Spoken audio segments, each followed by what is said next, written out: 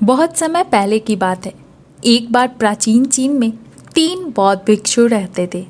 उनके नाम आज किसी को भी याद नहीं है, क्योंकि उन्होंने कभी भी किसी को अपने नाम बताए ही नहीं थे। उन्हें केवल 3 हंसते हुए भिक्षुओं के रूप में जाना जाता है। वे हमेशा एक साथ यात्रा करते थे और वह हंसने के अलावा और कुछ नहीं करते थे। उनके हंसने और दूसरों को हंसाने की यात्रा कुछ ऐसे शुरू हुई थी। वे एक गांव या कस्बे में प्रवेश करते हुए उसके मुख्य चौराहों के बीच में खड़े हो गए और धीरे धीरे हंसने लगे। वहां रहने वालों और काम करने वाले लोग और राहगीर उन्हें अनदेखा नहीं कर सके और धीरे धीरे उनके साथ हंसना शुरू कर दिया।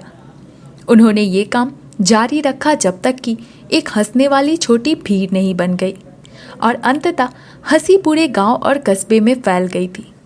और इस तरह पूरे गांव को हंसाकर खुश कर वे तीनों वृद्ध भिक्षु अगले गांव में चले गए। उनकी हंसी उनकी शिक्षा और प्रार्थना का एकमात्र जरिया था, क्योंकि उन्होंने कभी किसी से बात नहीं की। उन्होंने पूरे चीन में बस यही स्थिति पैदा की। वे लोगों से प्यार करते थे और उनका काफ़ी सम्मान भी किया करते थे। लोग ऐसे आध्यात्मिक शिक्षकों को पहले या बाद में कभी नहीं मिले थे। उनका मानना था कि जीवन को हमें खुशी और आनंद के बड़े अवसर की तरह स्वीकार करना चाहिए। इसलिए उन्होंने कई वर्षों तक यात्रा की और हंसते हुए पूरे चीन में आनंद और खुशी फैलाई, जब तक कि एक दिन उत्तरी प्रांत के एक विशेष गांव में रहते हुए उनमें से एक की मृत्यु हो गई। लोग काफ़ी चौंक गए थे और दूर दूर से भागते हुए आए थे इस अलग से दिन के लिए, खेतों को छोड़कर केवल अन्य 2 भिक्षुओं की इस नाटकीय घटना पर प्रतिक्रिया देखने के लिए। सभी लोग उम्मीद कर रहे थे कि वे दुख दिखाएंगे या फिर रोएंगे, और पूरा गांव उस स्थान पर आ गया जहां 3 भिक्षु रहा करते थे। 2 जीवित थे और एक मृत। सबके सब आश्चर्य के बीच शेष 2 भिक्षु केवल जोर जोर से हंस रहे थे। वे हंसे ही जा रहे थे और रुकने का नाम नहीं ले रहे थे।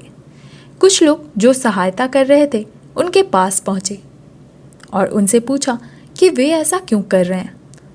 उन्होंने क्यों अपने मृतक मित्र के लिए बिल्कुल भी शोक नहीं जताया। और इस एक बार भिक्षुओं ने वास्तव में प्रतिक्रिया व्यक्त की।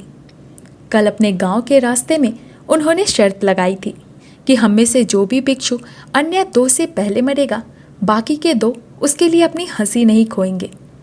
उसने एक वसीयतनामा भी तैयार किया था, जिसमें मृतक को चिता पर डालने से पहले मृतकों को धोने और उनके कपड़े बदलने की परंपरा थी। लेकिन बूढ़े साधु ने स्पष्ट रूप से कहा था उस पर पुराने कपड़े छोड़ने के लिए, क्योंकि वह एक दिन के लिए कभी भी मैला नहीं हुआ था। उसने कहा था कि मैंने कभी भी इस दुनिया की किसी भी गंदगी को अपनी हंसी के माध्यम से मुझ तक पहुंचने ही नहीं दिया। उसकी वसीयत में यह भी लिखा था कि बूढ़े भिक्षु के शरीर को उसके कपड़ों के साथ चिता पर रखा जाए।